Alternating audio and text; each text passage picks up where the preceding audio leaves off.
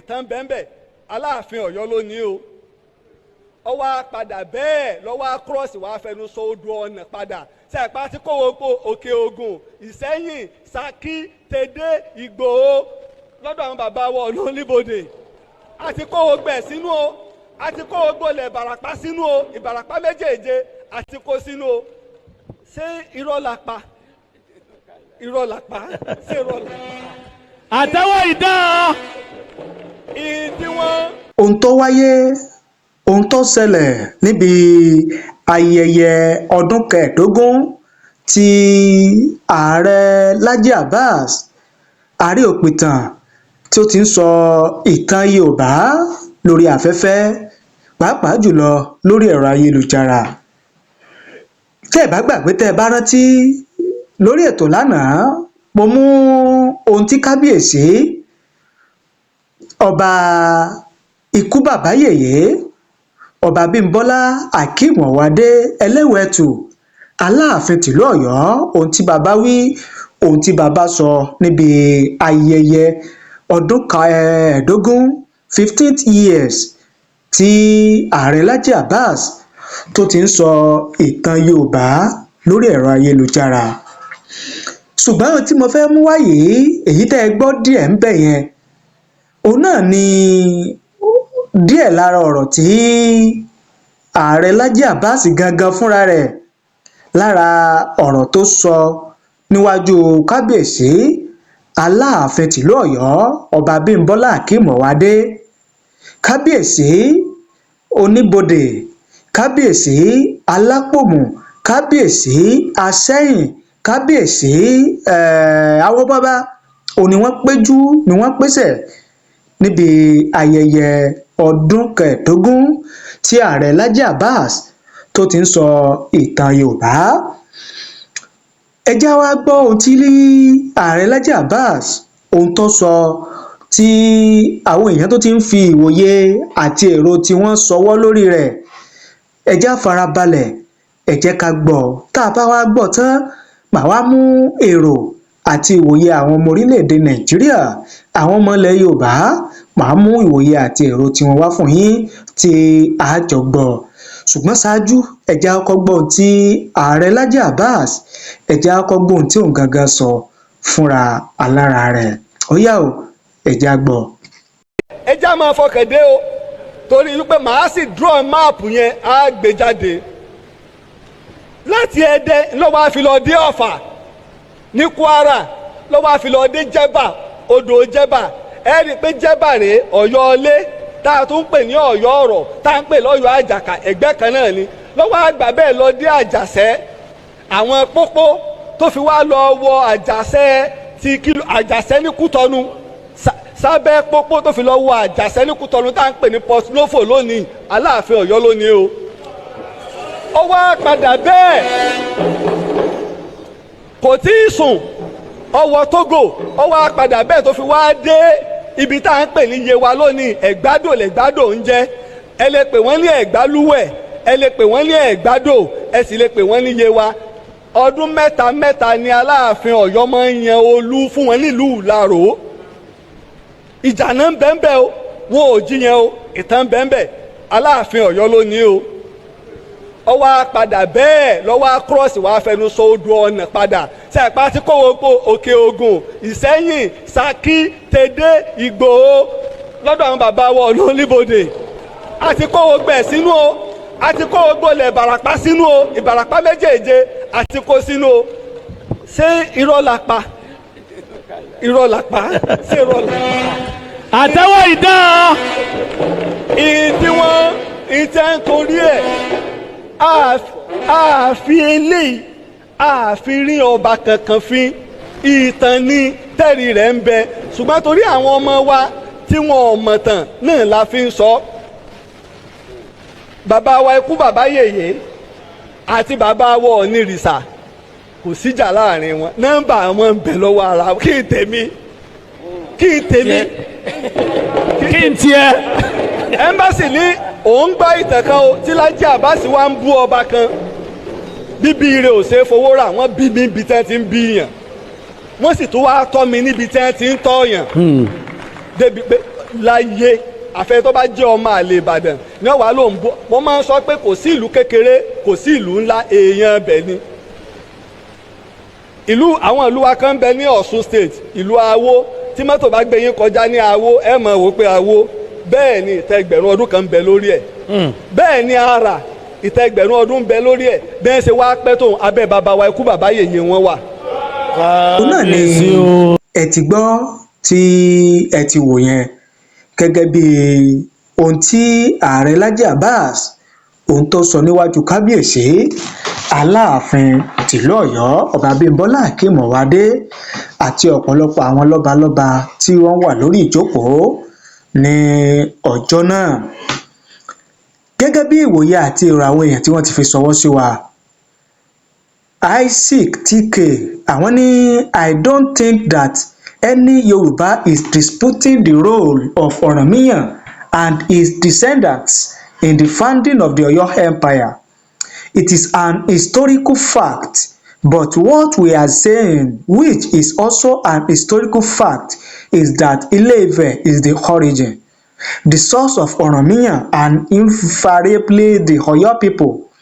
A son cannot or should not be seen to be disparaging or deny his source.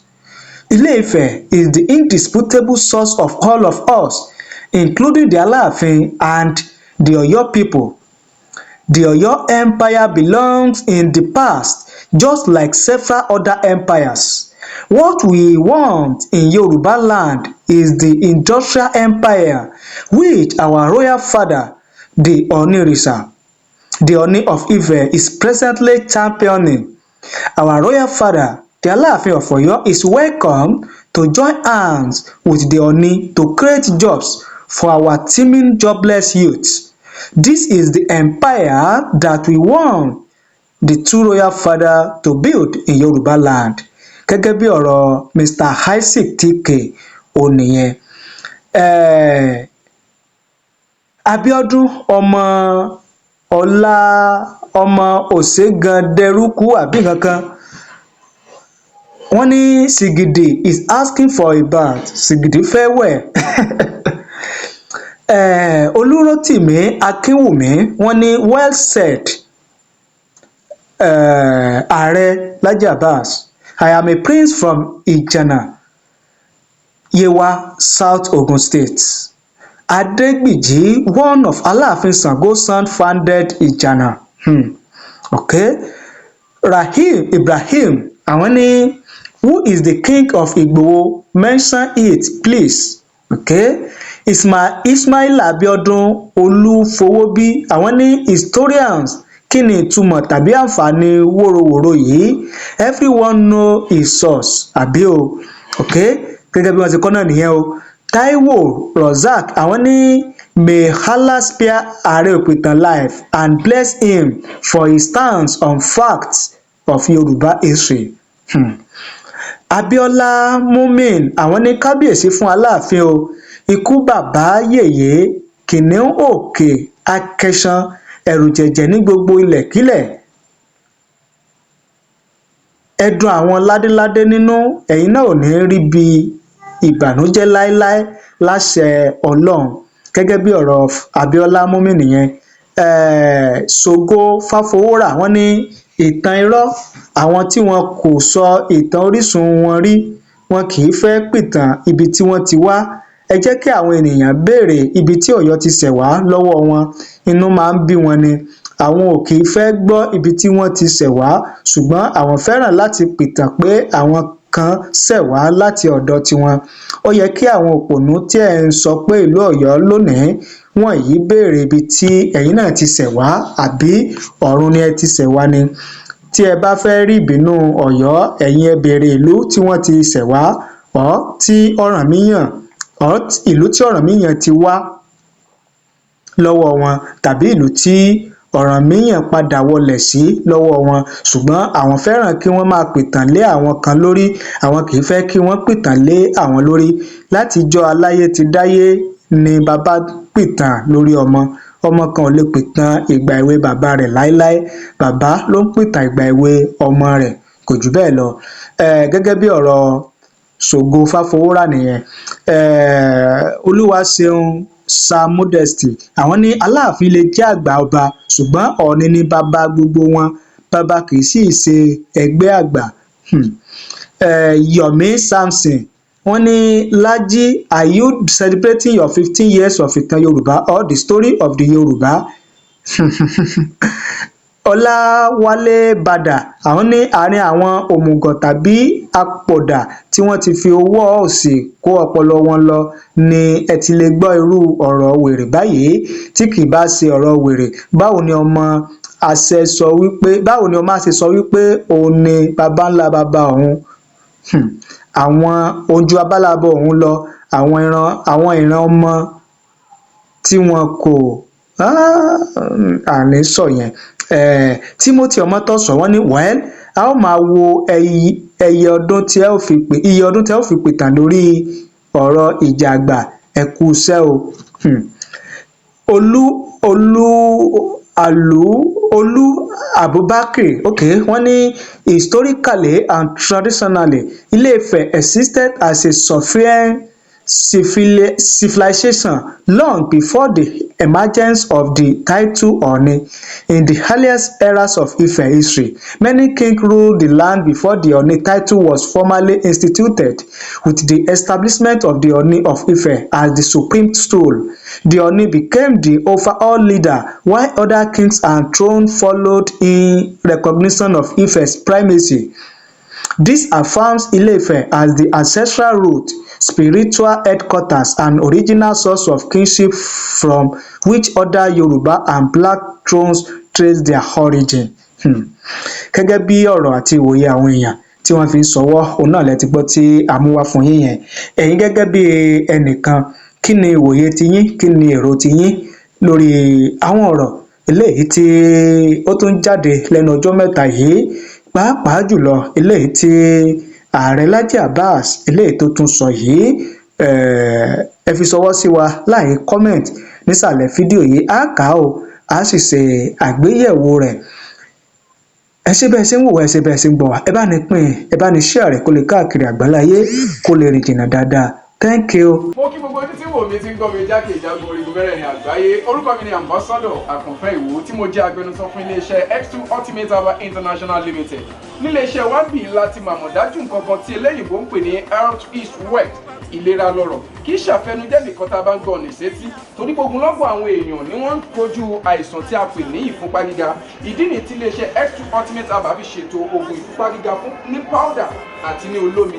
Kò tán síbẹ̀, oògùn ìtọ̀ ṣúgà ó wà ní iléeṣẹ́ X2 Ultimate Aba International Limited ní powder àti ní olómi. Òun náà lẹ̀ ń wò yìí. Oògùn ọ̀pẹ́ ẹ̀yìn wà tí a ti ṣe lọ́jọ̀ fún ẹni tó bá ń kojú ọ̀pẹ́ ẹ̀yìn torí gẹ́gẹ́ bí ìṣòro. Iléeṣẹ́ wa níbí ní oògùn ẹ̀ tó lè bá wọn tán rẹ̀ lójú ọgbọ́n. Bákan náà, ogunlọ́gọ̀ àwọn èèyàn ni wọ́n jẹ́ oníbìísí tí wọ́n ti rora wọn pín wípé Ọlọ́run ò lè ṣe, ṣùgbọ́n tó jẹ́ pé àìsàn kan sómìíràn ní kọjú ọmọ bíbí wọn. Ó wà ní iléeṣẹ́ X2 Aba International Limited fún ìwòsàn fún àwọn oníbìísí. Kò tó síbẹ̀ o, a ní ọ̀pọ̀lọpọ̀ oògùn tí a ṣe létò fún ẹni tó bá jẹ́ ẹni tó bá ní ikùn gbẹ̀ndù tó jẹ́ pé ọ̀rá ti pọ̀ jù lára ẹ̀, ó máa bá wa burn fat, a pè ní X2 burn fat fún obìnrin àti fún ọkùnrin. Bákan náà, ní iléeṣẹ́ X2 Ultimate Aba International Limited, a ní egbòogi èyí tá a ṣe ní powder fún ẹni tó bá ń kojú àìsàn stroke. Ó wà ní iléeṣẹ́ X2 Ultimate. Tẹ́ ẹ bá lé èèyàn tó ní lẹ́gbẹ̀ẹ́, ẹ dán wò. Ìjọba lù ú lóǹtẹ̀ fún lílò torí pé ojú dání. Kò tó síbẹ̀ o, ogunlọ́gọ̀ àwọn èèyàn ni wọ́n máa ń fi ìlera wọn ṣeré nípa ètò ẹ̀jẹ̀ lára. Iléeṣẹ́ X2 ti ṣètò X2 blood tonic, èyí tó jẹ́ oògùn tó lè pèsè ẹ̀jẹ̀ sára. Powder ló wà, a sì tún ní olómi. Káàkiri ni wọ́n ti mọ̀ wá nílẹ̀ yìí jákèjádò àgbáyé. Kò sí onírúurú àìsàn tàbí àrùn tẹ́ lè máa kojú tí a ní oògùn rẹ̀, egbòogi ẹ̀dá ti ṣe lẹ́jọ̀. Gbọ́ mi, ìjẹ́ wọn tiẹ̀ ń làkàkà nípa ọgbẹ́ inú. Ọ̀pọ̀lọpọ̀ obìnrin ni wọ́n ń làkàkà nípa fibroid, èyí tá a mọ̀ sí oyún ìju, ikùnrin gbẹ̀ndù yìí. Wọ́n á máa rò bóyá ó máa tó bí ni, kò ní bí. Ogunlọ́gọ̀ èèyàn ló dẹ̀ ti náwó lé lórí tí fibroid yìí wọ́n ti gbáwọn èèyàn nítorí ẹ̀. Àìrìn jìnnà láìra bukú ọ̀kẹ́rẹ́ o. Iléeṣẹ́ wa X2 Ultimate Aba International Limited wà ní number 30 Olúyọ̀lé Shopping Complex, New Garage, Ìbàdàn. àtẹ̀ka wa tó wà ní Assurance Royal Plaza Asolẹ̀ Ìbàdàn. Ẹ pè wá láti request fún èyíkéyìí product wa tẹ́ bá fẹ́. 079 0153 tàbí 0806 4000 204. Diaspora number wa +353 89 49 82 845. X2 Ultimate Aba International Limited. Health is wealth. With care, God is.